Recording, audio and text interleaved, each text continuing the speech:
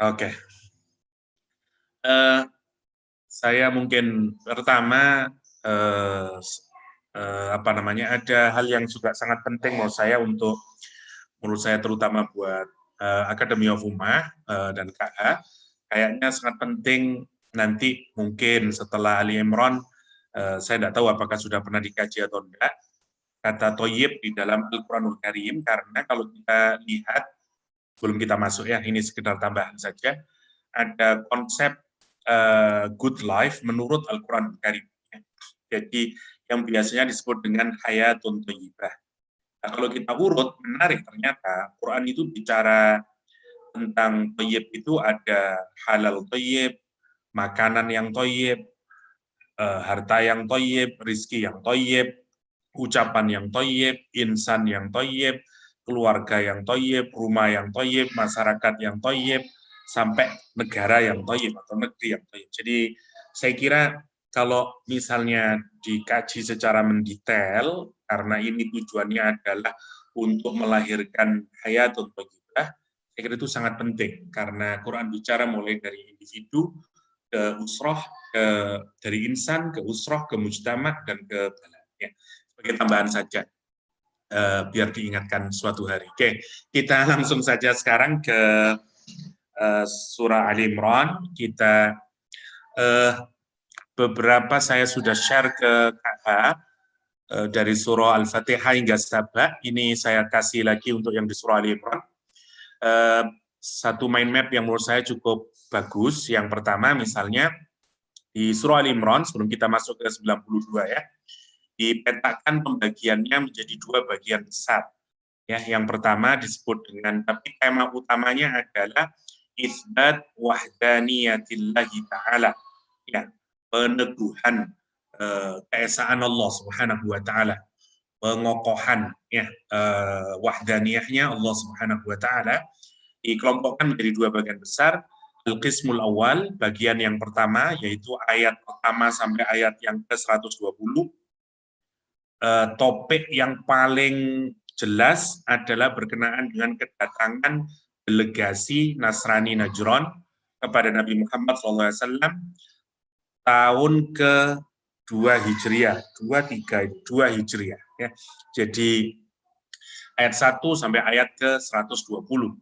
Ayat ke-80-nya, 80 ayat setelahnya, yaitu ayat 121 sampai 200, topik utamanya adalah berkenaan dengan Perang Uhud yang terjadi di tahun ke-3 Hijriah. Ya, jadi kalau secara mudah, pemetaan surah Ali Imran dibagi jadi dua ini. Kemudian, yang pertama sekarang, bagian yang pertama ini, yang isinya adalah berkenaan dengan kedatangan delegasi Nasrani Najran kepada Nabi tahun 2 Hijriah ini, kita bagi lagi menjadi 5 bagian. Yang pertama, Itsbatul Wahdaniyah, jadi ayat 1 sampai 22, 32 itu berkenaan dengan peneguhan atau pengokohan wahdaniyahnya Allah SWT, tentang nubuah, prophethood, tentang sidqur Quran, kebenaran Al-Quranul Karim, wa anna ad-dina indallahi Islam, tentang agama Allah adalah Islam 1 sampai 32. Yang kedua baru permulaan pembicaraan tentang keluarga Imran, mulai kisahnya Maryam, Zakaria, dan Isa. Jadi dibagi dua, ada 3 kisah di sini, satu Maryam, Zakaria, dan Isa. Ya. Terusnya ar-rad ala man za'ama uluhiyati Isa, penolakan terhadap orang yang mengklaim ketuhanan atau divinity dari Nabi Isa alaihissalam, dan ayat-ayat mubahalah ya, dengan Nasrani Najran. Ini ayat 59 sampai 63. Terus baru ta'nif Nasara Najran li'adami imanihim bin Nabi. Ya, celaan terhadap orang Nasrani Najran karena tiadanya iman kepada Nabi Muhammad SAW. Ya, wa takdzirihim, dan juga peringatan keras kepada mereka, ancaman kepada mereka tentang buruknya konsekuensi yang akan mereka terima atau tempat kembali mereka yang amat sangat buruk. Dan celaan, peringatan itu diungkapkan dengan 6 panggilan. Ya, ubiro sitanidaat. Ya, jadi diungkapkan dengan 6 panggilan. Ya. Yaitu kul ya ahlal kitab, ya ahlal kitab, ya ahlal kitab, ya ahlal kitab, kul ya ahlal kitab, dan seterusnya. Ada 6. Lah kita masih yang di sini. Ya, nanti insya Allah kalau sudah itu kita akan bahas lagi lebih rinci dengan mengingat-ingat apa tentang isbat wahdaniyahnya apa, tentang nubuahnya apa, sidqul Qur'annya apa, dan seterusnya ya. Terus poin di Maryam apa, di Zakaria apa, di Isa apa, dan seterusnya agar kita ingat ya. Terus penolakan Quran itu kayak apa. Nah, kita sekarang masuk di sini masih. Jadi celaan terhadap orang-orang Nasrani di Najran dan apa namanya ancaman terhadap mereka akan tempat kembali mereka yang buruk. Ya, kira-kira itu poinnya masih. Ini masih belum. Terus Kismusani ini belum kita bahas ya nanti. Terus jadi surah Ali Imran dibagi menjadi 2, 1 kayak tadi ya. Jadi yang pertama as-sabat alal haq. Ya, bagaimana kita diajarkan untuk kokoh terhadap kebenaran, teguh terhadap kebenaran, baik secara pemikiran. Ya, misalnya dicontohkan ketika kita berhadapan dengan pengaruh-pengaruh luar, ya, outside influence, misalnya itu external influence. Ini bagaimana caranya dan seterusnya itu yang sudah kita bicarakan di Qismul Awwal. Ya. Itu hanya sekedar untuk memperlihatkan sedikit. Nanti insya Allah kita akan bahas lebih detail. Ini bagus sekali menurut saya. Jadi sampai ada apa ayat-ayatnya yang mengajak kepada sabat, ya, kekokohan, terus apa saja hal-hal yang membuat kita ini tidak bisa teguh, tidak bisa sabat. Ya, ada 2 syahwat sama ma'asi yang ada dalam Al-Quran di surat Al-Imran. Terus apa perbuatan atau aktivitas yang semestinya kita lakukan untuk menumbuh kembangkan as-sabat. Ya, misalnya ini ada al-luju ilallah, ibadah, dakwah. Ini semuanya adalah topik-topik yang beberapa sudah kita kaji. Ya. Oke, terus baru ke apa namanya model-model keteguhan itu, teguh gini dan seterusnya. Teguhnya Nabi dan sahabat, teguhnya orang-orang soleh, teguhnya Nabi dan seterusnya. Nanti insya Allah kalau mungkin ya apa namanya, nggak tahulah kapan atau kalau sudah dapat 100 ayat mungkinnya separuh kita kaji lagi biar tidak terlalu banyak apa namanya summary-nya, kira-kira begitu. Terus sebagai tambahan, kita masuk sekarang ke ayat yang kita kaji. Bismillahirrahmanirrahim. Lan tanalul birra hatta tunfiqu mimma tuhibbun. Wa ma tunfiqu min syai'in fa innallaha bihi alim. Lan tanalu, kamu sekali-kali tidak akan pernah mencapai atau tidak sampai, tidak memperoleh ya. Hei, kamu sekali-kali tidak akan sampai pada albir atau kebajikan yang sempurna itu hatta tunfiku, sebelum kalian semuanya menafkahkan mimma, dari apa harta, maksudnya tuhibbun, yang kalian cintai, wa ma tunfiku, dan apa saja yang kalian nafkahkan, min syai'in, dari segala sesuatu, fa innallaha, maka sesungguhnya Allah SWT bihi, terhadap sesuatu yang kalian infakkan itu, alimun, maha mengetahui.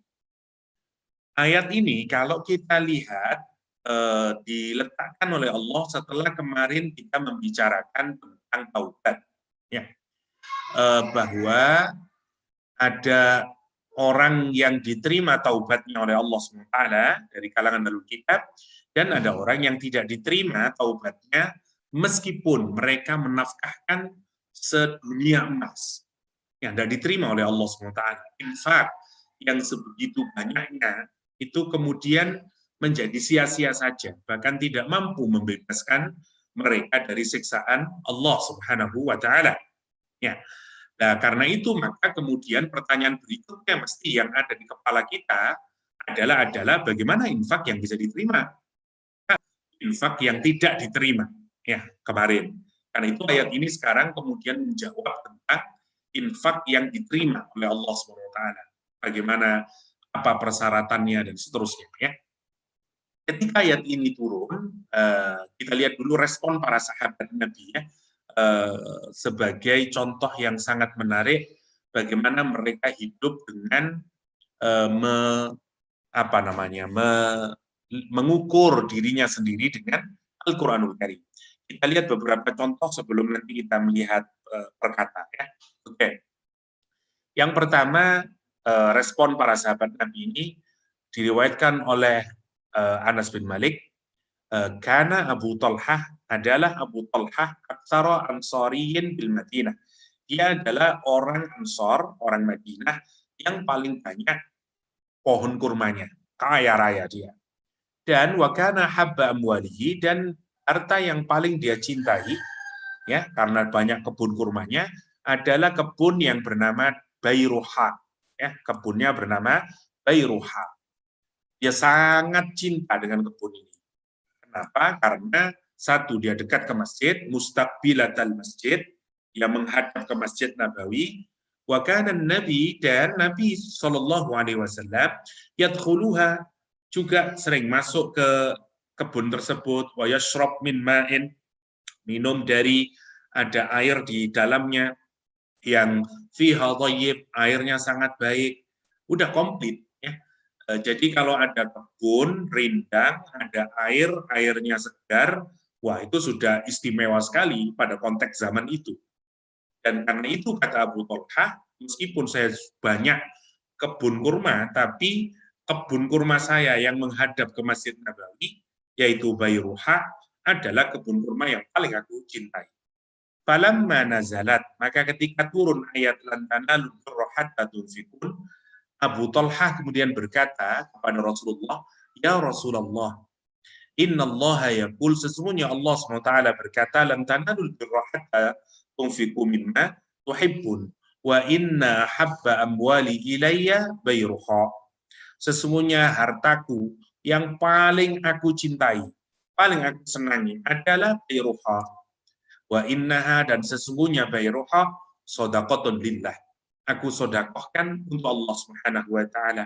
Arju birraha wa dukhraha indallah. Dan aku hanya mengharapkan kebaikan dan balasannya dari Allah Subhanahu wa taala. Qadha ya Rasulullah haitsu arakallah. Faqala Rasulullah SAW, Nabi mendengar niat dari Abu Talhah untuk memberikan kebun yang sangat hebat itu ya, kepadanya. Nabi berkata, bah dzalika malun robi, wow, itu adalah harta yang sangat banyak, itu harta yang sangat besar. Dzalika malun robi, ini adalah harta yang akan banyak keuntungannya, labanya. Waqad sami'tu ma qultu wa inni ara an taj'alaha fil aqrabin. Di riwayat yang lain Rasulullah SAW menceritakan jangan, maksudnya jangan semuanya. Faqas samaha Abu Talha fi aqaribihi wa bani ammihi. Nabi di tempat yang lain menyatakan berikan kepada saudaramu, ya kepada saudara-saudaramu, kepada Hasan bin Sabit dan Ubay bin Ka'ab, ya, yang masih punya ikatan persaudaraan dengan siapa? Abu Talha. Ya. Satu Hasan bin Sabit, yang kedua adalah Ubay bin Ka'ab. Ya. Dikasihkan kepada kerabatnya dan anak dari pamannya. Ya. Itu responnya ya. Kalau kita renungkan, Masya Allah ya, turun ayat, dia mengalamatkan kepada dirinya dan kemudian berpikir tentang apa yang paling dia cintai, dan dengan mudahnya para sahabat itu memberikan di jalan Allah Subhanahu wa taala. Ya. Tetapi sekali lagi, Nabi juga bukan orang yang senang dengan harta, greedy, enggak ya. Jadi meskipun dikasih, Nabi lihat, dia melihat konteksnya apa, orang ini masih punya kesusahan atau enggak, dan seterusnya. Karena itu Nabi menyatakan bagi kepada saudara. Masya Allah ya. Kita ini kalau bandingin dengan sekarang, katakanlah ada religious person, atau siapalah. Saya mungkin sekarang sudah tidak ya, karena kita sudah hidup di zaman modern. Kalaupun orang sekarang giving charity, katakanlah lebih kepada foundation atau kepada government atau kepada institution apalah official atau ya seterusnya lah, yang ditunjuk pemerintah misalnya. Tetapi di daerah misalnya masih banyak orang memberikan kepada religious person. Yang menarik kepada ulama, kepada ustadz, kepada kiai, yang menarik adalah mentalnya harus dimiliki dua-duanya. Ya, Nabi itu kalau dikasih, tidak seperti banyak ustadz atau kiai yang dengan mudahnya menerima, ya, tapi Nabi melihat kondisinya. Masya Allah kalau kita pikirkan. Oke. Yang kedua, Zaid bin Harisah. Zaid bin Harisah ini anak angkat Rasulullah SAW. Ya. Ketika turun ayat ini, dia menyukai kuda yang paling dia cintai. Namanya kudanya adalah Sabal. Ya. Jadi, amada mimma yuhibbu ila farasin yuqalu lahu Sabal. Zaid bin Harisah ini punya kuda, dan kudanya yang paling dia cintai namanya Sabal. Maka begitu turun ayat ini, dia berkata, Allahumma, ya Allah, innaka ta'lam, sesungguhnya engkau tahu ya Allah, annahu laysa limanun, sesungguhnya aku ini tidak punya harta, habba ilayya min farasi, yang aku lebih senangi daripada kudaku ini. Hadhihi faja'a biha ila Nabi sallallahu alaihi wasallam. Kemudian dia datang ke Rasulullah sallallahu alaihi wasallam dan berkata kepada Rasul, hadza fi sabilillah, ini adalah kudaku yang paling aku cintai dan aku serahkan untuk Allah Subhanahu wa taala. Dan Nabi kemudian berkata kepada putranya Zaid, namanya Usama, ya, Usama bin Zaid, ya. Dan Rasul berkata kepada Usama, "Ikbidhu, ambil ini nak, jadi take it." Faka'annahu Zaid wajada min dzalika fi nafsi. Zaid tidak suka dengan itu. Kenapa? Karena dia habis ngasih sedekah, habis ngasih infak di jalan Allah, oleh Nabi dikasihkan kepada anaknya. Ya, ada perasaan, gimana sih Nabi ini, wong saya berikan fisabilillah, kok malah dikasihkan lagi kepada anak saya, kata dia. Rasulullah SAW menyatakan, innallaha qad qabilaha minka. Sesungguhnya Allah mengabulkan, sudah menerima infakmu itu darimu, kata dia. Kalau kita pikirkan, kenapa begini? Karena mungkin Zaid bin Harisah bukan orang yang punya banyak kuda, atau memang dia masih membutuhkan kuda tersebut. Tapi memang lihat semangatnya para sahabat itu, Masya Allah. Dan Nabi juga tahu kondisinya. Sehingga tidak kemudian diambil, lihat menariknya, diberikan lagi sama Nabi kepada putranya. Dan Nabi berkata, innallaha qad qabilaha minka. Sesungguhnya Allah sungguh-sungguh telah menerima infakmu, ya, darimu. Masya Allah. Ya, itu. Tapi yang penting untuk kita pikirkan adalah dua hal itu. Bagaimana sahabat mensikapi ayat ini, dan bagaimana Nabi juga mensikapi perilaku mulia sahabat Rasulullah Sallallahu Alaihi Wasallam. Ibnu Umar misalnya, ya, Ibnu Umar itu punya budak yang sangat dicintainya, namanya Nafi'. Ya, begitu turun ayat ini, Ibnu Umar memerdekakan Nafi', Masya Allah, ya, yang nanti menjadi gurunya. Banyak ulama di Indonesia ini, terutama dalam mazhab Syafi'i, kita ini sanadnya berasal dari Imam Nafi', ya. Jadi kita ngambilnya dari sana, ya. Dari Imam Malik belajar ke Imam Nafi', ya, ke Ibnu Umar, ke Rasulullah Shallallahu Alaihi Wasallam. Ibnu Umar misalnya membebaskan apa? Membebaskan Nafi' yang paling dia cintai dari budaknya, Masya Allah. Ya. Abdullah bin Ja'far misalnya ketika turun ayat ini memberikan 1000 dinar, Masya Allah, ya. Dan ketika Sofiyah binti Abi Ubaid berkata, aku mengira bahwa kenapa dia ngasih 1000 dinar itu, karena dia mentakwilkan ayat ini, lan tanalul birra hatta tunfiqu mimma tuhibbu. 1000 dinar berapa kalau sekarang itu? Ya, Masya Allah, mahal sekali, ya. Oke, Umar bin Khattab itu dikisahkan bahwa dia membeli seorang budak, ya, dari seorang budak yang sangat perempuan ya, jariyah, yang sangat dia senangi ya, pada saat peperangan ya, setelah selesai, kemudian begitu turun ayat ini, dia berkata kepada Sa'ad bin Abi Waqqas, fada'a biha Umar fa'ajabathu. Wah, maka kemudian itu turun ayat ini, apa kata Umar? Fa'ataha Umar radhiyallahu anhu. Beli budak, sudah sangat senang Umar, tetapi begitu turun ayat ini, bebaskan budaknya. Masya Allah. Membebaskan budak itu juga sesuatu yang sangat besar. Kenapa? Harganya tidak murah, gitu. Karena itu termasuk, lihat, kalau kita lihat hukum-hukum kafarat, membebaskan budak itu selalu nomor satu, karena butuh biaya yang sangat besar. Oke. Rabi' bin Khaitham, itu ketika memahami ayat ini, dia membeli ngasih sugar, ngasih sakar ya, ngasih gula ya, karena sakar dari bahasa Arab ya, dari sakarida itu dari sukar ya. Ya fulana a'tisail sukara, kata Rabi' bin Khaitham, belilah kepada peminta-minta itu gula. Fa'in Rabi' yuhibbus sakar. Kenapa? Karena Rabi' menyukai gula. Dan dia ngasih gula kepada peminta-minta sebagai wujud dari pengamalan ayat lan tanalul birra hatta tunfiqu. Umar bin Abdul Aziz karena yashtari adalan min sukar. Dia beli berkantong-kantong, beli banyak gula, nggak tahu saya berapa kilogram atau berapa liter, wa tasaddaq minha, dan kemudian menafkahkannya. Faqila lahu halla tasaddaqta biqimatiha. Kenapa engkau bersedekah dengan gula? Apa kata Umar bin Abdul Aziz?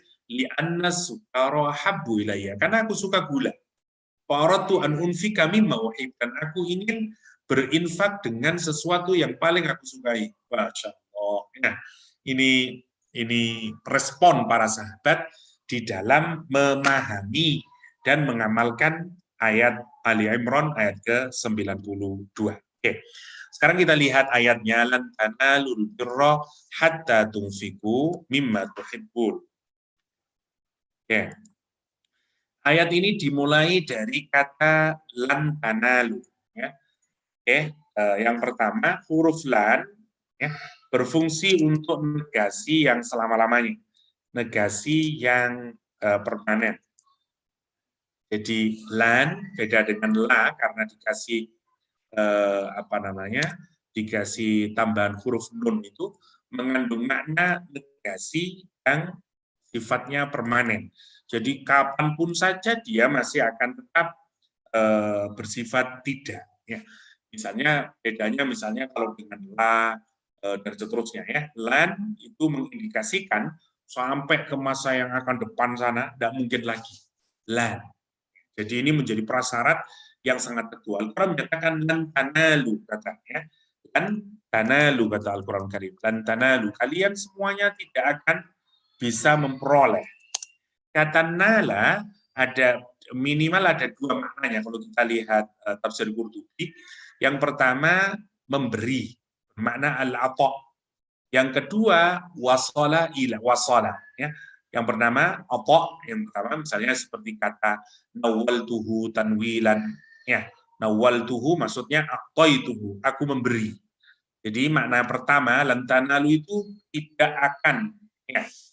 Allah memberi ya surga maksudnya sampai seseorang itu menginfakkan di jalan Allah Subhanahu wa taala. Tanalu maksudnya adalah memberi yang pertama. Yang kedua maknanya wasala ilah.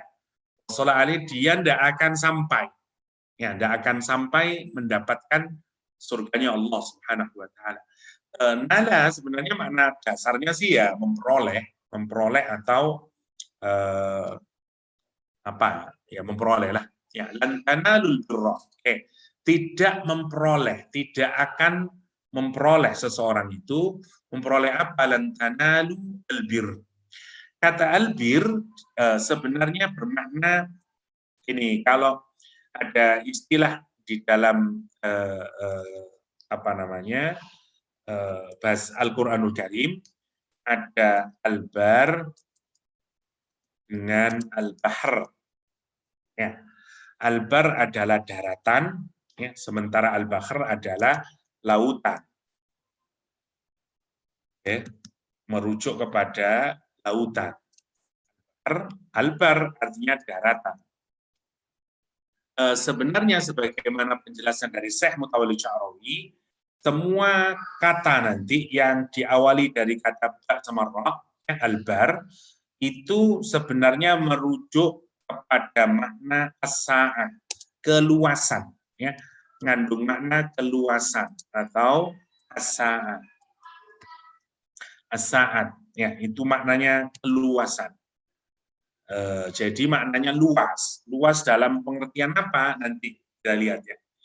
Tetapi yang menarik kalau kita pikirkan, kalau ada dua kata yang menunjukkan luas, yaitu al-bar sama al-bahr. Ya, kalau kita renungkan, mana yang lebih luas? Daratan atau lautan? Lautan. Ya, masalahnya kemudian kenapa Allah kok tidak menggunakan al-bahr? Kenapa Allah kok menggunakan al-bar?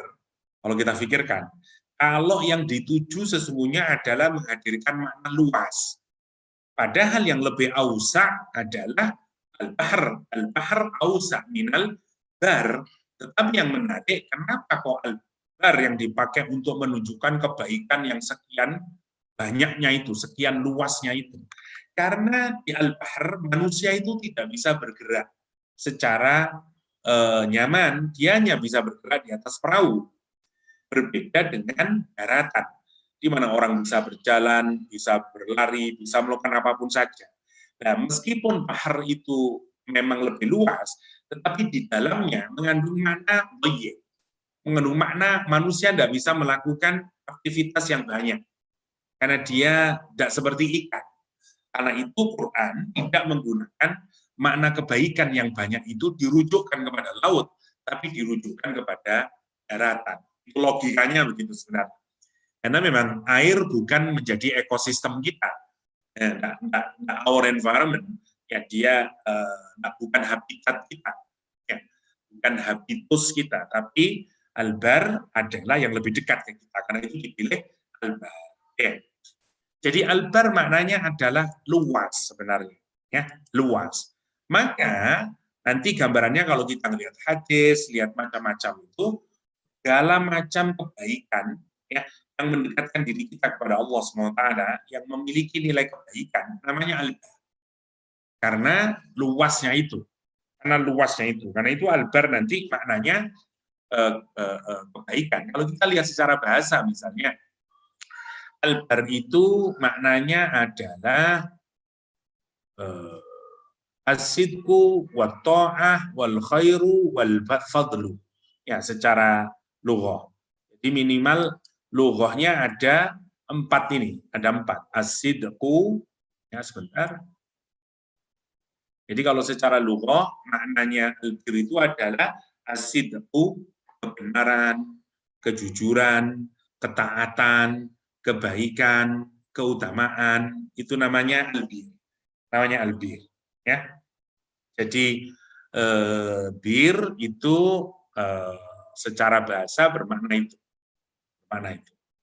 Nanti orang yang melakukan perbuatan bir disebut dengan abror. Ya, di dalam Al-Qur'an. Ya, disebut dengan abror dan baroroh. Nanti kita lihat ke sana. Lawannya bir ada 2 nanti dalam Al-Qur'an. Satu lawannya al-uquq. Ya, al-uquq. Sebentar kita ini, jadi mana albir secara bahasa ya, secara lughawi. Jadi ada 4 ya, al-fadl ini secara lughawi. Nah, kita ini kalau ingin memahami bahasa secara baik, tentu lihat lawannya ya. Jadi antonimnya. Nah, lawannya kata albir itu dilawankan yang pertama dengan al-uquq. Al-uquq. Ya, misalnya ini dipakai ketika menjelaskan tentang birrul walidain dan uququl walidain. Uququl walidain. Jadi yang pertama dengan al-uquq. Yang kedua, kata albir itu di dalam Al-Quran dilawankan dengan kata al-itham. Ta'awanu 'alal birri wat taqwa wa la ta'awanu 'alal itsmi wal 'udwan. Oke. Jadi kalau kita lihat ini dalam Al-Qur'an ya. Dalam Al-Qur'an. Nanti baru kita lihat definisinya menurut Al-Qur'anul Karim. Jadi kalau pakai Al-Quran ada dua ini lawannya secara bahasa, secara lughawi biasa maknanya ada 4. Ya. As-sidqu, kejujuran, kebenaran, ta'ah, obedient, ya, submission, wal khair, good, ya, nama khair, kebajikan, ya, wal fadl, keutamaan, ya, itu namanya al-bar, ya. Jadi semua yang masuk di sini, semua kita sebut dengan albir. Misalnya ada orang yang jujur, ada kebenaran, semua kebenaran albir. Semua kejujuran albir. Semua ketaatan kepada Allah, apapun saja jenisnya ya. Mulai ketaatan dalam hal apa saja lah. Makanan, minuman, kebaikan, otak kita, hati kita, pikiran kita, terusnya tangan, mata. Ya, kalau itu semuanya mentaati namanya albir. Namanya albir. Khair, semua good thing, ya, semua good, ini semuanya adalah alba dan seterusnya. Semua keutamaan, ya, fadilah dan segala macam itu adalah alba secara bahasa. Kalau di Quran secara bahasa itu dibagi jadi 2. Albir dikaitkan dengan uquq, dilawankan. Ya, misalnya untuk ada istilah birrul walidain sama uququl walidain, ya, birrul al-walidain. Ya, berbuat baik kepada kedua orang tua. Yang menarik ya, jadi berbuat baik kepada kedua orang tua itu menggunakan kata bir. Maka berarti kalau kita pikirkan bagaimana ya cara kita berbuat baik kepada kedua orang tua kita itu, caranya ya berarti lakukan ini, as-sidqu, at-ta'ah, al-khair, al-fadl pada kedua orang tua kita. Ya, jujur, ya, benar, ketaat, ya, baik, al-fadl, ya, nanti di dalamnya ada rizki, ada uang, ada segala macamnya. Itu namanya albir. Karena begitu banyaknya amalan yang terangkum di dalam kalimat birrul walidain itu, karena itu memang susah sekali untuk seorang anak bisa memenuhi kewajiban untuk melakukan birrul walidain. Sampai meskipun ada seseorang yang memanggul ibunya, ya, sejak dari Yaman katakanlah, terus sampai ke Mekah, terus waktu tawaf masih memanggulnya katakanlah, itu belum memenuhi secara sempurna birrul walidain. Birrul walidain. Kenapa? Derajat dari kata bar yang seluas daratan. Berapa banyak yang mestinya kita lakukan kepada kedua orang tua kita. Lawannya namanya uququl walidain. Uququl walidain. Ya, orang yang tidak berbuat baik, nyakitin dan seterusnya pada kedua orang tuanya. Namanya uquq. Jadi paling mudah kalau untuk melihat bir adalah seluruh perbuatan yang kita lakukan kepada kedua orang tua kita yang merupakan kebaikan. Gambaran paling mudah yang nampak berarti. Ya, di tempat yang lain misalnya Al-Quran tidak menggunakan kata bir, tapi menggunakan ihsan. Jadi sebenarnya bir kepada orang tua itu juga merupakan perwujudan dari ihsan. Ya. Wabil walidaini ihsanan, kata Al-Quran. Ihsanan. Jadi sebenarnya sama, kalau kita pikirkan, berbuat ihsan itu berbuat yang paling excellent, berbuat yang paling terbaik. Untuk siapa? Untuk orang tua kita. Nah, kalau kita melakukan perbuatan yang terbaik, itu kita berarti melakukan birrul walidain. Birrul walidain. Itu kata bir dipakai. Yang kedua, bir itu dilawankan dengan itsmu, dengan dosa. Jadi semua yang tidak ada dosa di dalamnya, berarti albir, itu simpulnya begitu. Al-Quran misalnya menyatakan ta'awanu 'alal birri wat taqwa wa la ta'awanu 'alal itsmi wal 'udwan. Wal 'udwan. Jadi bir dilawankan dengan ism, ya, ta'awun, dari proses ta'awun, kalau kita bekerja sama.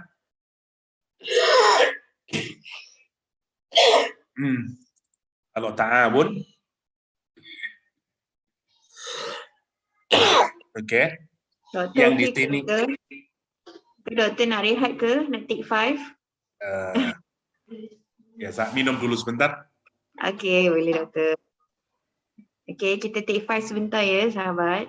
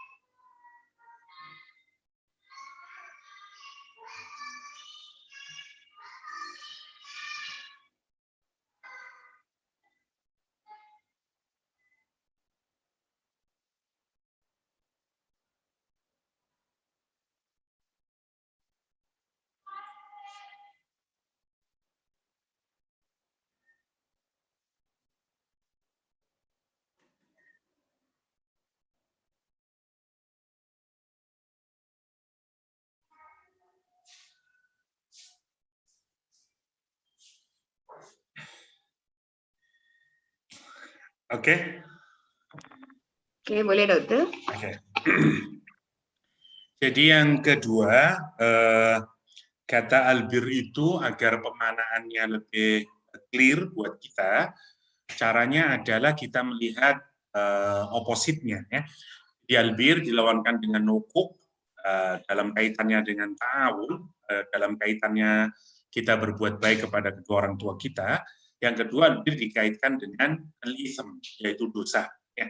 Jadi albir dilawankan dengan ism oleh Allah SWT dalam Al-Quran, dan takwa dilawankan dengan udwan. Dilawankan dengan udwan, dengan permusuhan. Ya, jadi agak dikontraskan agar makin kelihatan. Sama seperti beginilah, kalau kita ingin tahu what is black, maka cara terbaik adalah lihat lawannya. Lihat white, maka makin jelas. Black and white, makin jelas. Itu cara kita juga memahami istilah. Ya, lihat opositnya.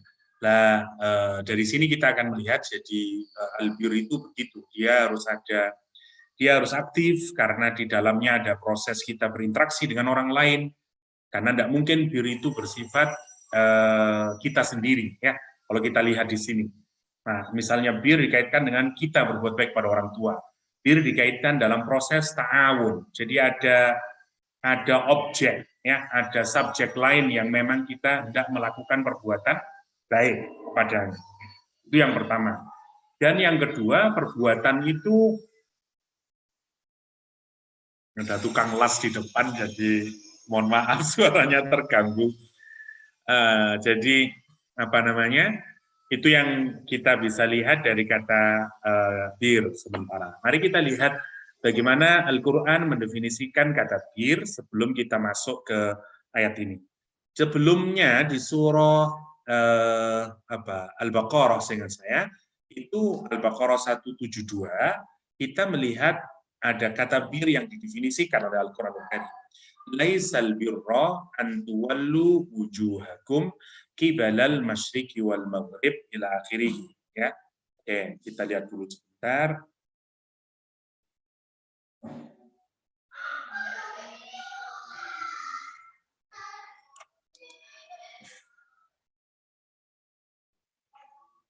Sebenarnya di sini ada, saya lupa.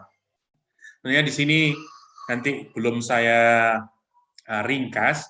Ini sebenarnya sudah lengkap, ada lughahnya, ada istilahnya, tawassu' fi fi'lil khair. Misalnya Imam Munawi memberikan definisi secara istilah adalah yang dimaksud dengan albir adalah at-tawassu' fi fi'lil khair. Ya. Kalau kita melakukan perbuatan kebajikan dan kebajikannya itu sangat luas, apa saja. Jadi perluasan kebaikan di dalam seluruh aktivitas yang nilainya baik. Ya, atau aktivitas yang membuat keridhaan Allah Subhanahu wa taala. Ya. Itu disebut dengan apa namanya? albir. Seperti birrul walidain dan seterusnya. Oke, coba kita lihat sebentar ya. Misalnya laisal birra, bukanlah kebaikan antuwallu wujuhakum qibalal masyriqi wal maghrib. Engkau menghadapkan wajahmu ke timur atau ke barat. Walakin al-birra man amana billah, akan tetapi yang disebut dengan albir itu adalah iman kepada Allah, kepada hari akhir, kepada malaikat, kepada kitab, kepada nabiyyin. Terus atal mal ala hubbihi, memberikan harta kepada yang kau cintai itu kepada kerabat dekat, yatim, miskin, ibnu sabil, peminta, orang yang sedang banyak hutangnya, terus mendirikan sholat, zakat, menunaikan janji apabila berjanji, was-sabirina fil ba'sa wadh-dharra wa hinal ba's, ulaika alladzina shadaqu wa ulaika humul muttaqun. Oke, jadi kalau kita lihat di sini menarik ya. Saya singkatkan. Jadi yang pertama itu Allah menggunakan pengecualian atau disalahkan oleh Allah SWT menghadap ke timur dan barat. Sebenarnya ini merujuk kepada ibadah, ya, pada prayer sebenarnya. Nih tolong ditutup ini banget nih. Lubna tutupan Lubna. Pintunya ditutup. Oke. Menghadap ke timur dan barat ini oleh Al-Qur'an tidak dianggap sebagai albir. Oke. Terus oleh Allah didefinisikan bahwa albir adalah, kalau kita perhatikan ya, satu, iman. Imannya kepada Allah, hari akhir, antu'mina billahi wal yaumil akhir, malaikat, anbiya, apa saja tadi? Kitab nabi. Oke. Kitab dan nabi. Oke. Terus habis itu baru dikasih atal mal. Memberi harta. Oke, kepada tadi ya, mulai dzil qurba, aitam, terus masakin, terus ibnu sabil, terus sailin, terus firriqab. Oke.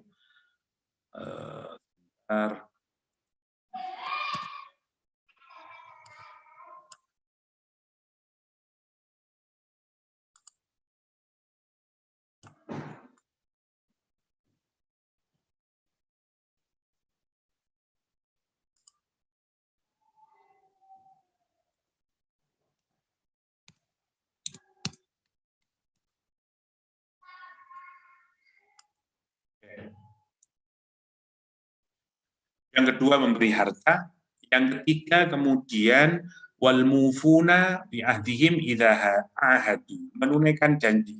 Kita singkatkan saja, menunaikan janji ya, atau saya kasih ahdun. Saya dulu sebentar. Habis menunaikan janji, wal mufuna bi ahdihim ahadu was-sabirin, sabar. Sabar di dalam tiga keadaan disebut oleh Al-Quran, ba'sa, dharra, hinal ba's. Ya, satu ba'sa, terus dharra, terus hinal ba's, hinal ba's. Ada tiga keadaan sabarnya.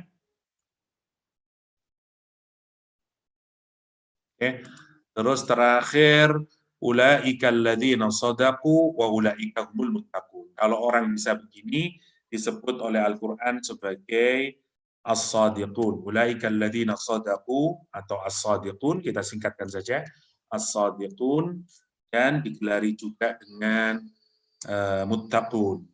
Ulaika alladzina al-muttaqun. Oke, jadi prinsipnya kalau orang melakukan albir, maka dia menjadi as-sadiqun wal muttaqun. Itu rumusnya ya. Oke, yang kita dapati. Oke, mari kita lihat. Jadi Al-Quran mengawali dengan ada 4 ya poinnya albir tadi. Iman, membelanjakan harta, menunaikan janji, sabar. Nanti poin ini kita ambil, itulah yang disebut dengan albir menurut Al-Qur'anul Karim. Ya. Saya taruh di yang tadi saja, biar sebenarnya bahasannya jadi panjang kalau kita mau detail tentang albir, tapi jadi terlalu panjang, kalau salah. Saya cukupkan di situ aja.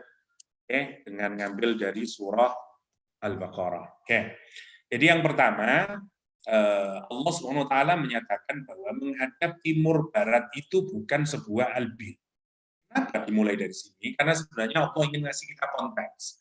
Dalam keagamaan itu ada 2 kecenderungan. Yang pertama, orang cenderung kepada ritual, ada yang orang cenderung kepada hal-hal yang lebih spiritual. Jadi kecenderungan orang. Jadi orang beragama itu pasti terjebak pada itu.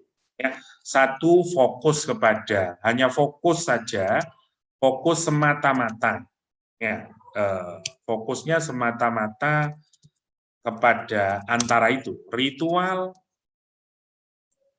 ya. Yang satu substansial atau kita sebut sajalah spiritual. Sebenarnya ini menggambarkan, karena kita tahu ya Al-Baqarah, Al-Imran, bicara tentang kita. Yang ritual itu sebenarnya menggambarkan model keagamaannya siapa? Yahudi, ya, atau kita sebut dengan Jewish religiosity. Oke. Sementara yang spiritual menggambarkan Christian religiosity. Oke. Dan ini semuanya ditolak oleh Al-Quran.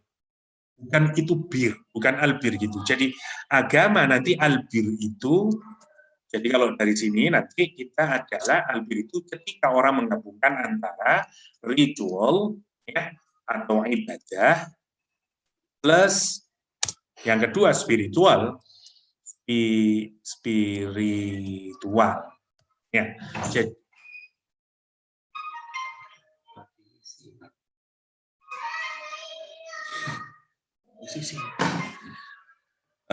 jadi kalau albir itu jadi menggabungkan antara ibadah dengan spiritnya, apa namanya, hakikat lah kita menyebut, apa lawannya bisa ibadah sama nilai di baliknya, apa namanya ya.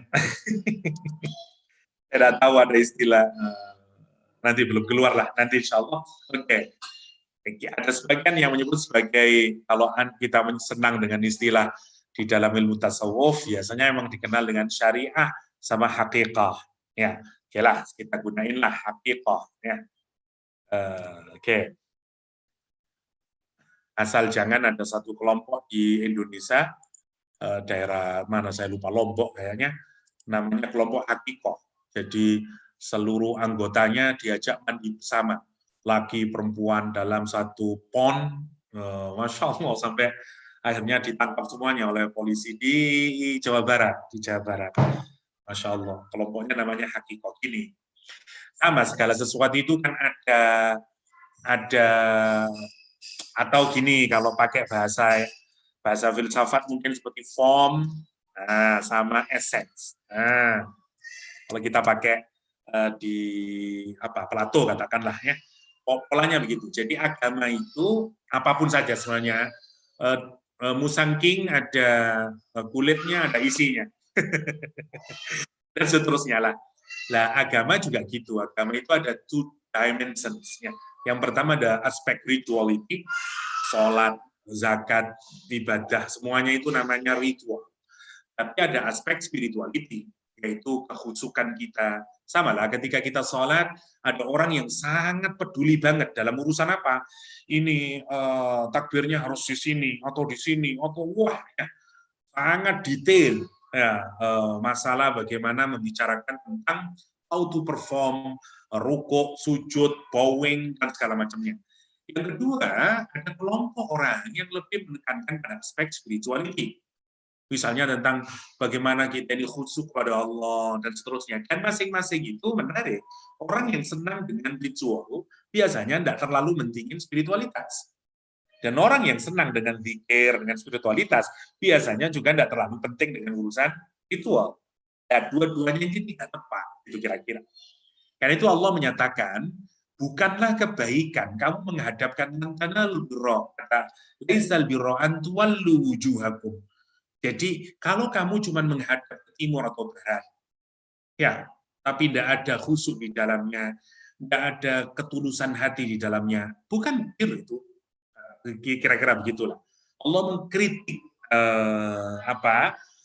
keberagamaan kita melalui ayat ini. Karena itu kemudian mengkritik perilaku ahlul kitab. Ya. Tapi sebenarnya kalau mau kita pikirkan, apakah ini khas ahli kitab? Enggak juga. Kita hari ini juga begitu.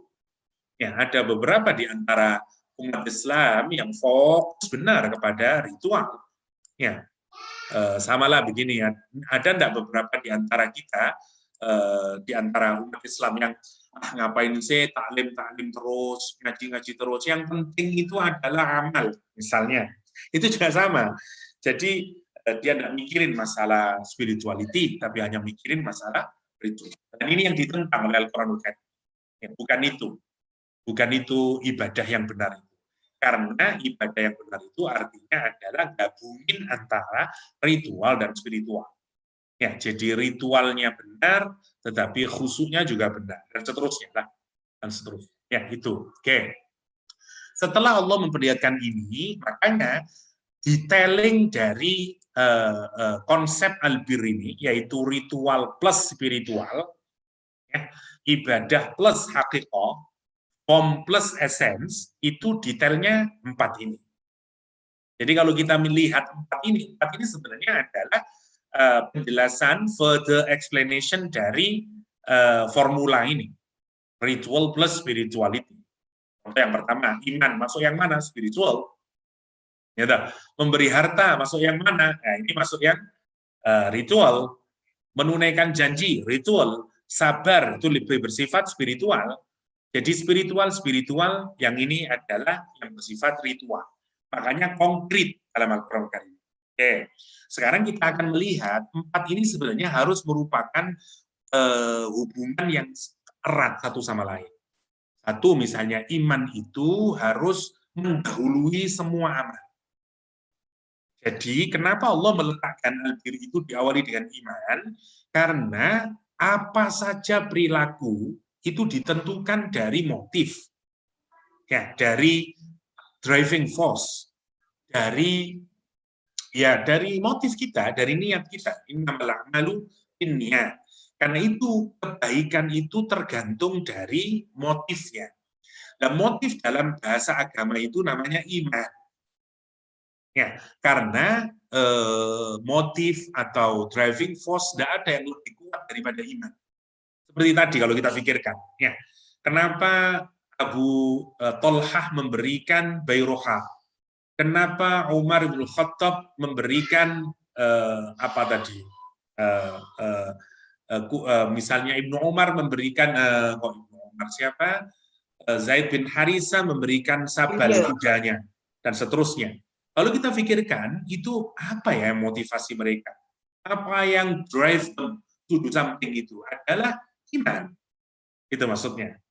Nah, kita ini tergantung ya, perbuatan itu akan menjadi beautiful itu tergantung dari motif. Dan Allah menyatakan motif itu namanya iman. Nah, iman itu dimensinya ada itu Allah, hari akhir, malaikat, anbiya, kita. Konkretnya beginilah kalau saya mudahkan. Kalau nanti kita berkorban, sebentar lagi kita berkorban, ya di Idul Adha, pertanyaannya adalah kenapa kamu berkorban? Ya karena saya iman sama Allah. Good. Misalnya, kenapa kamu berkorban? Karena nanti ada yaumul kiamat. Saya ingin nanti di hari kiamat saya mendapatkan pertolongan, ada pahala nanti saya di hadapan Allah SWT. Berarti ada driving force-nya adalah iman bil yaumil akhir. Atau kenapa kamu kok ikut korban? Karena malaikat itu ada di saya, mencatat semua amal saya. I believe in him. Ya makanya berarti iman malaikat. Atau iman karena anbiya. Kenapa melakukan Rasulullah SAW menyatakan bahwa kalau kamu punya keluasan harta, maka kalau kamu tidak menyembelih kurban, tidak usah dekat ke masjid kami. Saya iman sama Nabi Muhammad. Misalnya, iman bil anbiya, dan seterusnya. Jadi, kebaikan itu hanya akan mungkin mencapai kesempurnaan kalau berasal dari iman yang benar. Nah, Al-Quran sebenarnya memberikan batasan ini. Kita ini kalau mau melakukan amal apapun, berusahalah motifnya hanyalah karena ini. Karena iman billah, iman bil yaumil akhir, iman malaikat, anbiya sama kita. Karena kalau kita punya motif di bawahnya, insya Allah kualitasnya akan berada di bawahnya amal kita. Misalnya motifnya karena apalah? Motifnya saya ingin people will respect me.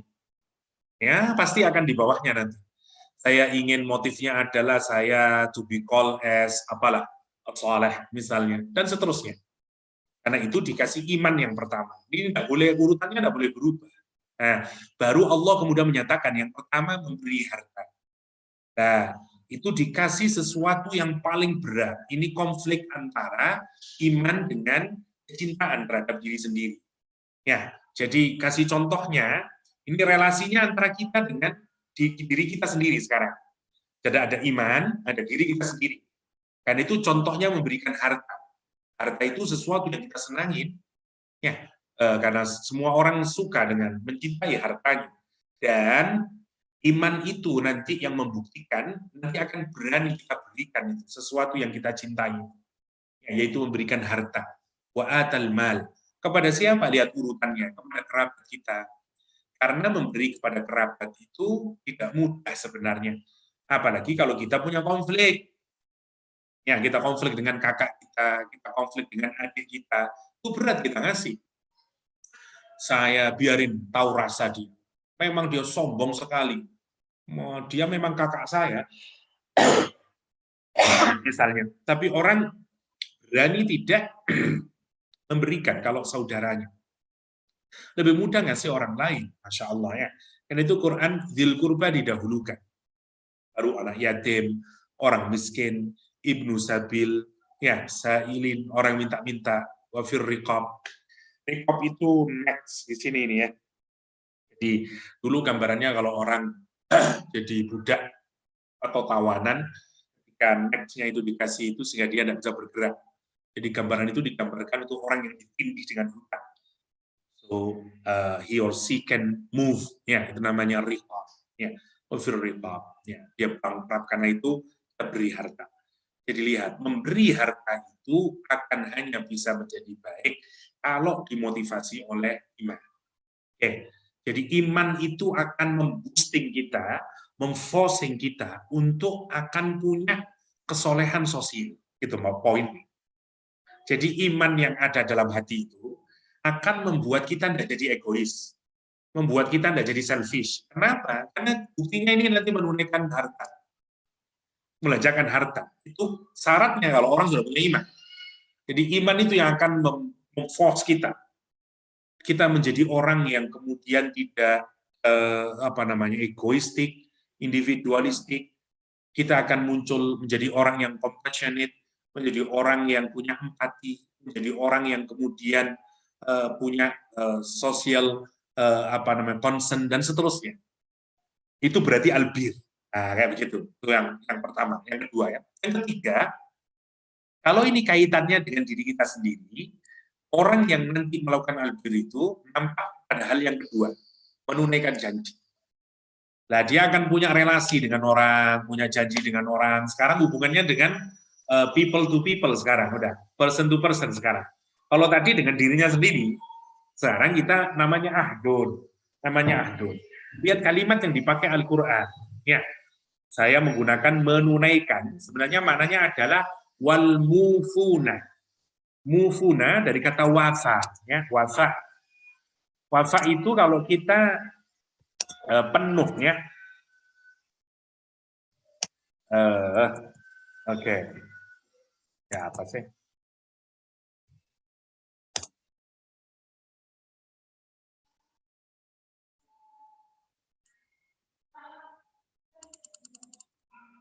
Coba kita lihat ayatnya tadi, lihat kalimatnya.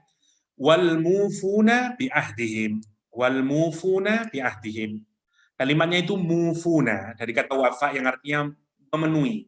Ya, karena itu ada konsep yang disebut dengan wafat. Ya, kenapa disebut wafat? Karena Allah akan memenuhi balasan dan siksaan kepada orang tersebut. Karena Allah tidak bisa membalas sepenuhnya di dunia ini. Ya, bagaimana wong sholat 2 rakaat sebelum subuh, pahalanya adalah better dari lebih baik daripada dunia dan seisinya. Terus bagaimana membalasnya? Bisa dipenuhi balasan itu. Balasan itu nanti dipenuhi setelah orang meninggal.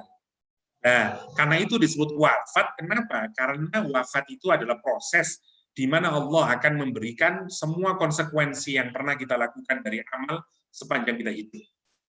Karena itu disebut dengan wafat. Wafat.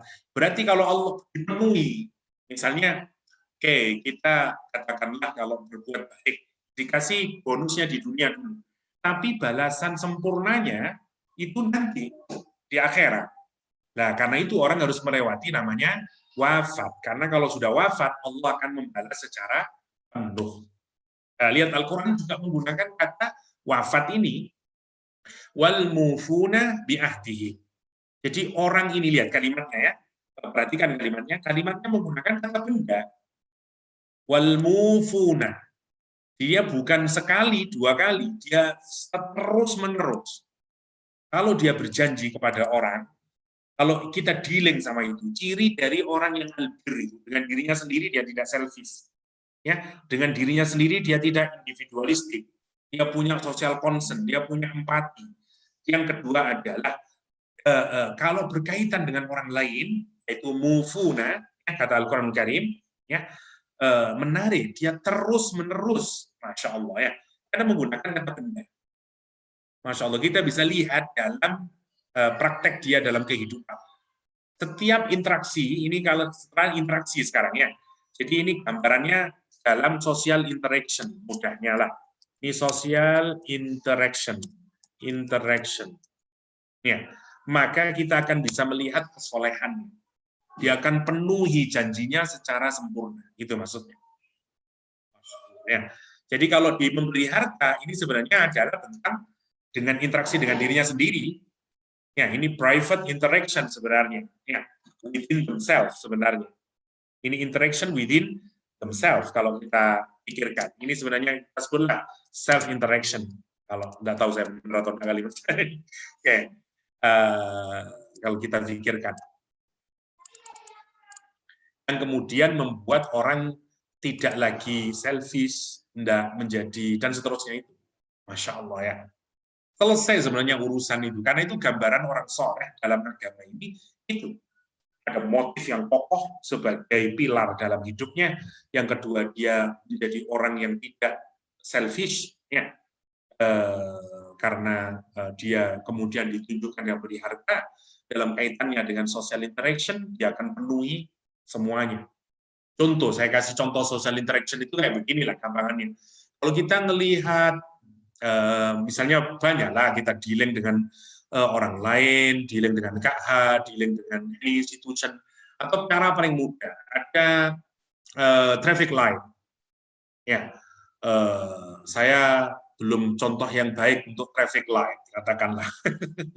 Sebenarnya Muslim yang baik itu, kalau ada polis atau tidak ada polis, ada human being atau tidak ada human being, ya, maka selama lampunya itu red, ya dia diam. Ya, ini pengalaman yang menarik ya. Jadi kalau kita ke New Zealand atau ke Australia lah, katakanlah. Itu kan kalau ke kampung-kampung, desa-desa yang tempatnya famous itu kan juga masih ada traffic light. Yang menarik, kalau sudah red, orang bule berhenti. Padahal nggak ada manusia. Nggak ada manusia, nggak ada siapa-siapa. Saya membatin dalam hati, kalau ini di Indonesia, nggak ada orang peduli. Karena nggak ada apapun gitu. Sebenarnya sama juga, orang bule juga kenapa dia taat? Karena kalau dia melaju terus, ada apa namanya CCTV yang kemudian. Tapi menarik kalau kita lihat kesadaran itu yang harus tumbuh mestinya dalam orang Islam. Karena traffic light itu termasuk perjanjian sosial. Dia merupakan social contract. Dia social agreement di antara kita. Dan kita harus menjalankan itu sebenarnya. Itu namanya menunaikan janji. Idza ahad. Masya Allah ya. Jadi kalau kita mikir begini, sebenarnya siapa yang paling master clean di pemerintahan, di apapun, mestinya orang Islam. Kenapa? Karena dia tahu menunaikan janjinya dia. Masya Allah ya. Nah, lihat kalau ini berkenaan dengan ya, sudah sempurna, ini jadi motif. Ya, ini menjadi self interaction-nya, ini jadi sosialnya, yang terakhir menjadi sabar. Nah, lihat dalam kehidupan itu hidup tidak selalu mulus. Oke lah, kita punya motif yang baik, kita sudah tidak selfish, kita berusaha dalam social interaction, we do the best, excellent lah. Tapi hidup tidak semacam itu. Akan ada ujian. Nah, maka orang yang biasanya karena kita kemudian tidak sabar dengan ujian, rusak semuanya. Ya, kita ini the best worker, misalnya dalam satu corporation, atau within government institution, katakanlah. Tapi kemudian kita tidak dipromot, teman kita cunning, dan seterusnya, akhirnya masa bodoh, rugi saya. Akhirnya kita merusak semuanya, prinsip-prinsip yang kita pegang tadi. Makanya adalah terakhir dikasih dengan sabar. Beautiful menurut saya, surat Al-Baqarah ketika menjelaskan konsep albir ini menurut saya sudah sempurna. Sudah sempurna. Bagus banget bagaimana Allah menjelaskan tentang albir. Albirlah, lihat. Dan kesabaran itu ada di 3 kondisi, kata Allah SWT. Kondisi ba'sa, dharra, hinal ba's. Urutannya itu gambarannya sebenarnya begini. 3 kalimat ini sebenarnya urutannya. Kalau kita, ba'sa itu seperti begini. Kalau misalnya kita mendengar pertempuran, misalnya ada daerah konflik, misalnya kampung A versus kampung B. Ya. Misalnya ada konflik ini antara kampung A dengan kampung B. Kalau masih sudah terdengar berita, ini kampung A sama B mau konflik, terus toko-toko semuanya sudah di-lock, sudah ditutup semuanya. Sekarang sudah ada namanya baksa. Nah, terus kalau makin worse, ya sekarang sudah mulai ada peluru ditembakkan, kemudian anak-anak kecil sudah mulai ada teriakannya, namanya dharra. Kalau sudah pertempuran itu sendiri, sudah perang, sudah fighting, sudah di battlefield, namanya ba's. Nah, sabar itu meliputi itu. Allah mau menjelaskan in any level sebenarnya. Dari mulai yang paling kecil sampai kalau sudah benar-benar di medan peperangan. Hinal ba's. Kita harus sabar. Maksudnya begitu. Nanti orang bersabar itu macam-macam. Kita kadang dikasih baksa sama Allah, dikasih dharra, dikasih hinal ba's. Apa yang lebih ngeri daripada hinal ba's? Ya, ba's itu sebenarnya sama dengan harb sebenarnya. Bedanya begini. Ada harbun, ya. Dari situ muncul kata mihrab. Ya, ada harbun artinya versus ba'sun. Ya. Bedanya adalah kalau harbun itu kita belum tentu terluka. Jadi kita perang nih, tapi kita ini selamat, musuh kita yang terbunuh. Kita menang, namanya harbun.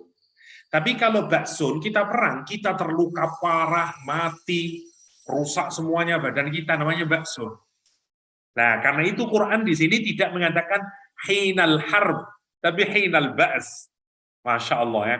Kenapa? Karena yang dimaui adalah saat kita benar-benar merasakan itu. Dalam pertempuran itu. Dicaci maki orang, disalahkan mungkin. Ya, kita di macam-macam lah. Difitnah oleh orang, dan seterusnya. Sabar. Sabar. Itu poinnya. Ya. Jadi, kalau kita bisa melakukan ini, kita menjadi orang yang al-abrar. Nah, itu bahasanya Al-Quran. Orang yang disebut dengan al-abrar. Atau disebut dengan bararah. Kalau jumlahnya banyak. Ya, bararah sama al-abrar. Abrar sama bararah. Oke, misalnya Al-Quran menyatakan orang yang mahir dengan Al-Quran itu bersama dengan malaikat yang bararah, kata Al-Quran Karim. Al-mahir fil Quran ma'as safaratil kiramil bararah, kata Allah, kata Nabi Muhammad sallallahu alaihi wasallam. Oke. Duh, ini satu ayat belum selesai. Sorry Kak Han, dimarahin Kak Han. Oke. Jadi itu kata albir. Kita lihat sekarang ayatnya, Allah menyatakan lan tanalu, kamu sekali-kali tidak akan bisa mencapai albir itu, kata Allah SWT, tidak dapat albir itu dengan makna yang tadi itu. Sampai kapan? Hatta tunfiqu mimma tuhibbu. Jadi sebenarnya kalau kita lihat, mana yang lebih komprehensif ketika menjelaskan albir? Ali Imran atau Al-Baqarah? Al-Baqarah tentu saja. Tapi ini penting juga disebut, kenapa? Karena tadi itu kalau kita lihat munasabahnya. Karena ayat sebelumnya ini cerita tentang orang yang menurut pikiran kita, kalau ada orang spending for charity, ini seberat dunia emas, itu kan mesti manusia akan berpikir, wow, that's huge money, kan gitu. Dan tidak mungkin itu tidak akan menghasilkan kebaikan. Allah itu mengingatkan kepada kita, kata melalui ayat ini, bahwa bukan itu kebaikan itu. Ya, karena itu ada konsep yang lain lagi sekarang yang dijelaskan. Jadi kita harus merujuk lagi kepada Al-Baqarah itu, karena memang tafsir yang terbaik adalah tafsirul Quran bil Quran. Ya, jadi sampai kamu menafkahkan sebagian apa yang kamu cintai. Ya, perlawanan terhadap apa yang dicintai itu, yang tadi saya sebut dengan egoisme dan seterusnya itu. Ya, itu mudahnya. Karena itu kita melihat ya, para sahabat itu dengan mudah melakukan itu sebagai gambaran dari generasi yang al-abrar. Oke, kita lihat beberapa mungkin. Jadi makna albir kalau menurut tafsir itu ini Al-Qurtubi misalnya ada 3 ya. 1 jannah, surga, berarti lan tanalul birra. Sekali-kali kamu tidak akan mendapatkan surga. Albir di situ bermakna al-jannah. Yang kedua yang menafsiri albir bermakna al-amal as-salih. Ya, atau perbuatan yang baik. Seperti Al-Qur'an seperti hadis alaikum bisidqi, wajib atas kalian untuk sidqun, jujur, fa innahu yahdi ilal bir, karena kejujuran itu akan mengantarkan kepada albir, kebaikan. Wa innal birra yahdi ilal jannah, karena albir akan mengantarkan kepada surganya Allah SWT. Yang ketiga maknanya ta'ah. Albir bermakna ta'ah, ketaatan kepada Allah Subhanahu wa taala. Hatta tunfiku, saya kira ini sudah jelas ya, sampai menafkahkan, yaitu nafkah yang mafruḍah maksudnya, anggap sudah selesai itu. Sya'rawi tadi sebenarnya sudah saya jelaskan, as-sa'ah tadi kenapa bukan bakhr ya, dan seterusnya sudah jelaskan. Jadi kenapa di ayat ini menjelaskan, kalau ayat sebelumnya menjelaskan nafaqah mardudah, infak yang tertolak, ayat ini menjelaskan an-nafaqah al-maqbulah, nafaqah yang diterima oleh Allah Subhanahu wa taala. Oke.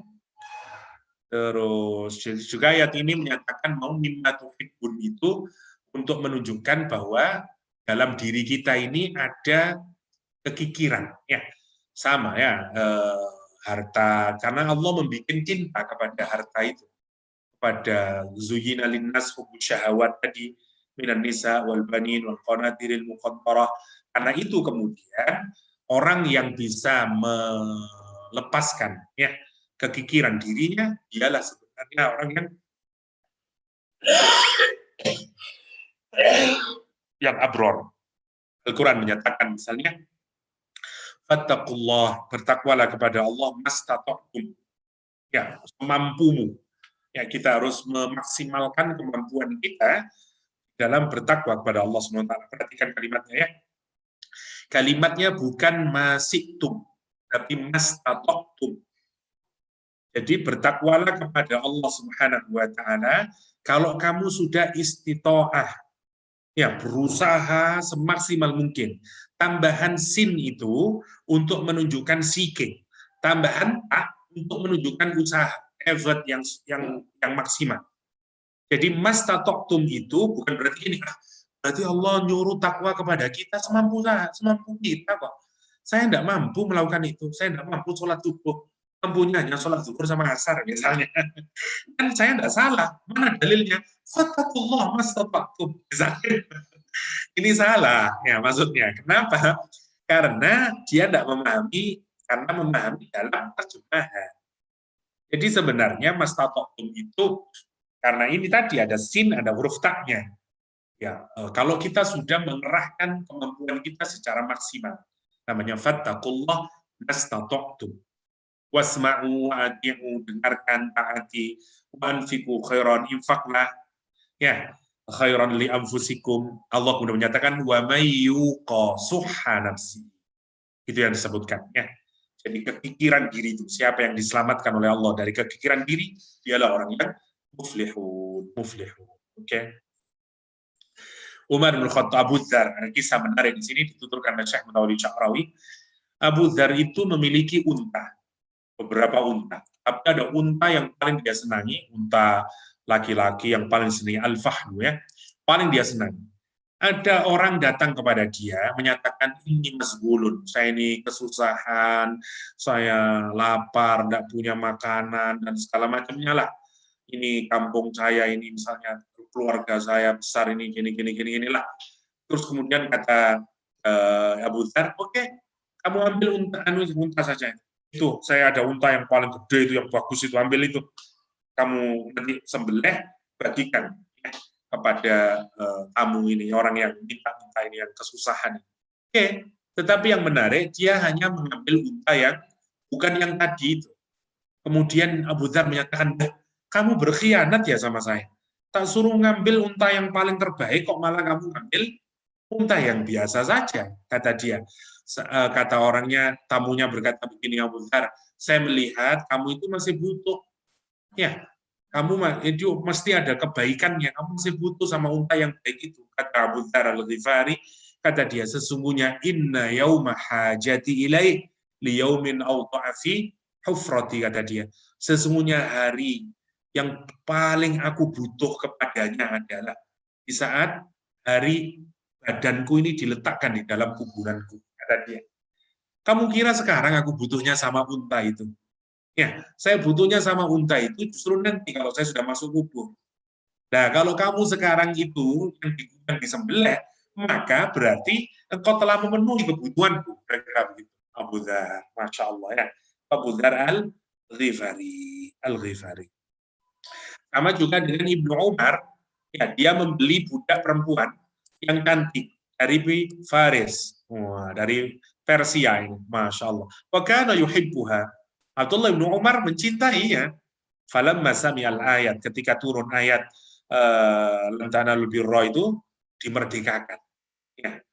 Kata Abdullah bin Umar, wa kana minal mumkin yatazawwajaha. Ba'da, kata dia, kalau mungkin sebenarnya saya mau menikahi saja dia, tapi karena mikir ayat ini kemudian dibebaskan. Masya Allah ya. Itu. Dan Abu Dzar bahkan menyatakan apa? Fil mali syuraka'un thalatha. Dalam harta itu ada 3 hal. Ya, ada 3 orang yang berserikat, yang saling membutuhkan dalam setiap harta yang kita ini. Yang pertama yang memiliki. Jadi harta kita itu dimiliki oleh 3 orang. 1 dimiliki oleh takdir.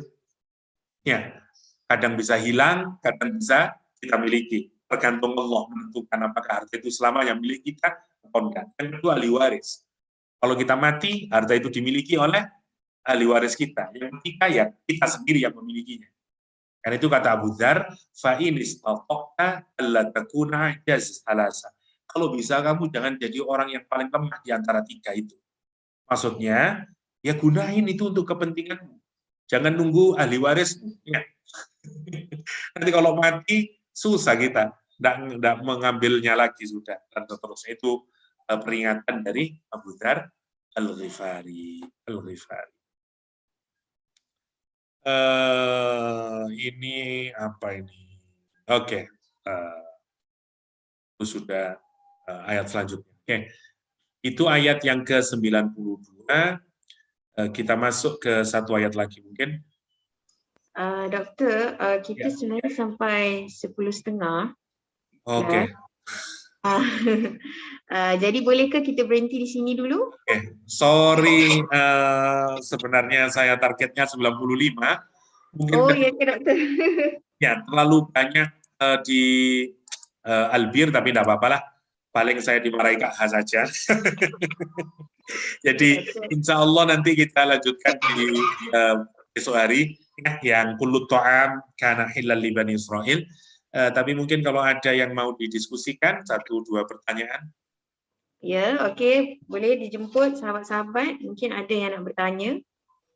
Menarik hari ini Ustaz fokuskan pada perkataan albir tu Bermula daripada apa respon sahabat-sahabat berkaitan tentang ayat ni daripada Abu Talha, daripada Zaid bin Haris, dan juga Ustaz kongsikan perbezaan kenapa penggunaan ayat Allah sebut gunakan perkataan al-bar tu instead of al-bahri. Sebenarnya benda ni berkaitan dengan saya Ustaz sebab nama ayah saya Bahari. Oh. Kebetulan Ustaz. Nama ayah saya Bahari lautan Kemudian Ustaz pergi kepada konsep albir dan bagaimana cara-cara kita untuk mencapai albir. Sebagaimana Ustaz katakan yang albir tu elemen yang paling penting tu adalah ia mestilah mendasari kepada niat tu sendiri iman kita. Ada sahabat-sahabat yang nak bertanya, saya persilakan. Kayaknya sudah tidak ada ini. Ustaz, doktor, saya ada satu soalan doktor. Okay. Saya pernah baca satu buku lah. Ini mengikut kefahaman saya berkaitan tentang sedekah ni. Buku tu penulis tu menulis katanya, ini yang saya faham lah. Bukunya pun dalam bahasa Indonesia. Dia kata kita belum lagi mencapai keikhlasan jika kita memberi sedekah itu niat kita tu maksudnya ada banyak niat lah, tapi salah satunya adalah untuk menjadikan perbuatan kita ni sebagai sesuatu yang diikutilah oleh orang lain. Maksudnya jadikan sebagai satu teladan. Jadi penulis tu mengatakan bahawa kita ni belum lagi lah mencapai keikhlasan. Itu pandangan dia. Jadi apa pandangan Ustaz dalam hal ni? Sebab kalau di Malaysia ni kan ramai orang yang memberi sedekah sebab kita pun sekarang ada viral sekarang tengah konsep bendera putih. Jadi di mana mereka yang memerlukan bantuan kibarkan bendera putih. Jadi di depan rumah. Ada di Indonesia? Tidak ada. Di Malaysia begitu. Di depan rumah dikasih white flag. Dia letak bendera putih. Jadi orang tahulah, okey orang ni memerlukan bantuan. Jadi jiran-jiran akan datang buat tolong. Memang bagus Ustaz sebenarnya. Good. Itu ada, memang bagi saya, ini pandangan saya lah, memang sangat banyak kebaikan kan. Sebab mungkin susah kan untuk mereka saya sendiri pun rasa macam susah kan nak cakap dengan orang kan, nak WhatsApp ke, nak call ke. Jadi dia kibarkan bendera putih, jadi orang faham. Jadi orang datangkan barang di depan rumah macam tu lah. Bagus, ide yang bagus. Alhamdulillah. Jadi itulah Ustaz, saya nak tanya apa respon Ustaz bila macam mana tu? Bismillahirrahmanirrahim. Apakah kalau kita bersedekah dengan niatan agar bisa juga menjadi uswah dan teladan buat orang lain, termasuk mengurangi keikhlasan kita? Sekali lagi, ikhlas itu maknanya memang murni atau pure, tetap arahnya sebenarnya amal itu kita tujukan semata-mata untuk Allah SWT. Tetapi begini ya, untuk Allah itu maksudnya bukan berarti hanya semata-mata kepadanya saja, tapi apapun saja yang diridhoi oleh Allah SWT itu sebenarnya juga masuk dalam konsep ikhlas karena Allah. Misalnya seperti tadi, misalnya iman itu memang pokoknya adalah Allah. Tapi iman kepada hari akhir, iman kepada Nabi, iman kepada malaikat, itu juga boleh menjadi motif. Kenapa? Karena hakikatnya, kalau iman orang kepada kitab, bukankah hakikatnya dia juga beriman kepada Allah? Karena kitab itu berasal dari Allah. Kalau dia beriman kepada Rasul, hakikatnya sebenarnya dia beriman kepada Allah. Karena dia masih, ibaratnya dia turunan dari keyakinan kita kepada, atau iman kita kepada Allah SWT. Uswah hasanah itu bagian yang diperintahkan oleh agama. Kita ini harus meninggalkan legasi yang bagus, memberikan contoh yang baik, ya, dan seterusnya. Terlalu banyak ayat-ayat atau hadis di dalam hazanah ilmu pengetahuan kita yang menjelaskan tentang itu. Jadi cara pandang kita itu begini, segala sesuatu yang itu masih dalam ajaran keagamaan yang itu dibenarkan menurut syara, dia masuk dalam kategori ikhlas karena Allah. Misalnya, apakah orang yang beramal karena ingin mengharapkan surganya Allah atau dijauhkan dari nerakanya, dia tidak ikhlas? Tidak ikhlas, dia tetap ikhlas. Kenapa? Karena dia mengharap surga yang itu miliknya Allah SWT. Yang memang Allah sendiri yang menyatakan kalau you beramal dapat segini dan seterusnya dan seterusnya. Yang salah kalau kita geser kepada selain Allah SWT. Misalnya biar bisa menjadi teladan buat manusia dan setelah itu nama saya menjadi tinggi. Nah, itu yang salah. Tapi kalau uswah hasanah dalam kaitannya biar bisa dicontoh, orang kemudian ter-encourage buat beramal soleh, good, tidak jadi masalah. Tidak jadi masalah.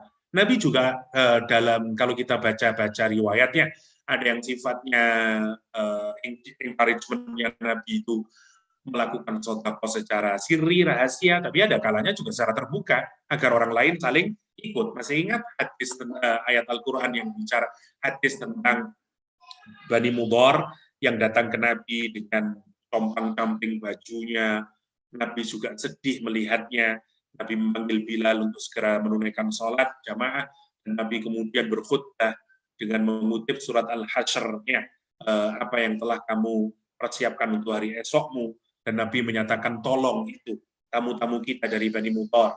Ya, ada orang Ansor yang datang dengan membawa kurma segenggam itu, dan terus diikuti oleh yang lain, karena itu menjadi uswah, ya, menjadi uswah. Jadi boleh, saya mungkin agak sedikit berbeda tentang pemaknaan ikhlas itu, kalau itu tidak dianggap sebagai mengotori keikhlasan. Sebenarnya enggak, ya. Sebenarnya enggak. Dia masuk masih dalam kategori ikhlas karena Allah Subhanahu wa Ta'ala. Memang kadang-kadang ulama-ulama akhlak itu ekstrim di dalam memberikan keikhlasan. Misalnya orang kalau melakukan amal masih mengingat surga, pahala, dan segala macamnya, sesungguhnya memang dianggap sebagai masih kurang ikhlas. Gini ya, kemurnian hati itu kan sebenarnya urusan kita dengan Allah SWT. Nggak tahu orang itu. Nah, cuman kan ulama akhlak itu membantu kita mendeteksi tingkat-tingkat keikhlasan. Tapi sekali lagi, ini semuanya ikhlas. Cuma kan tentu saja, seperti purified water, ada yang the most purified, ada yang just purified saja lah begitu. Tapi semuanya mukhlis, semuanya ikhlas. Tapi begini lah, misalnya nanti hati kita itu kalau kita beramal sudah tidak pernah berpikir lagi tentang pahala dan dosa, karena kita jauh lebih fokus tentang quality dari amal itu. Memang sebenarnya kita ikhlasnya lebih tinggi lagi. Dengan tidak menyatakan bahwa orang yang beramal karena orientasi mendapatkan pahala atau surga, itu sebagai sesuatu yang tidak ikhlas. Itu maksud saya. Jadi gini ya, hati kita itu akan berubah sendiri. ini kan sebenarnya sekali lagi kita tidak bisa baca hatinya orang, tapi kira-kira beginilah. Orang itu kalau mikir saya telah melakukan sholat, terus saya mestinya dapat ini. Itu kan asumsinya, dia melihat quality sholatnya sudah bagus. Karena itu dia merasa saya deserve to have ini, saya deserve to be given ini, kan gitu. Karena dia melihat sudah I did something, nah gitu. Dan nanti ruhani seseorang itu di dalam beramal akan meningkat. Dia tidak sudah merasa bahwa I did something. Dia sudah merasa bahwa saya memang sudah melakukan, tapi the quality masih sangat rendah dan saya malu untuk meminta kepada-Mu ya Allah. Nah, itu memang tingkatan yang lebih tinggi lagi dalam pengertian keikhlasan seseorang kepada Allah SWT. Tapi saya tidak suka dengan yang ini kurang ikhlas. No, it's sama-sama ikhlas, cuman samalah ada orang yang makin dekat kepada Allah, ada muqarrabun, ada dan seterusnya. Dan jangan kita melemahkan amal seseorang. Misalnya, udah ikhlas kalau kayak begitu, masih berorientasi sama surga, neraka, ya ikhlas, tapi tentu kita harus kemudian meningkatkan kualitas amal kita lagi dengan lebih berfokus kepada kualitinya, ya, bukan hanya mikir tentang pahala dan dosa. Dan harus kita ingat, Allah tidak akan pernah menulayani janjinya. Pasti orang yang berbuat baik dikasih pahala oleh Allah, yang berbuat dosa pasti akan mendapatkan akibatnya. Kira-kira begitu. Saya kira itu sudah 9:39 lebih sudah. Ya, insya Allah kita lanjutkan di pertemuan mendatang. Terima kasih Bu Atirah. Sampai ketemu lagi insya Allah. Assalamualaikum warahmatullahi wabarakatuh. Waalaikumsalam warahmatullahi wabarakatuh.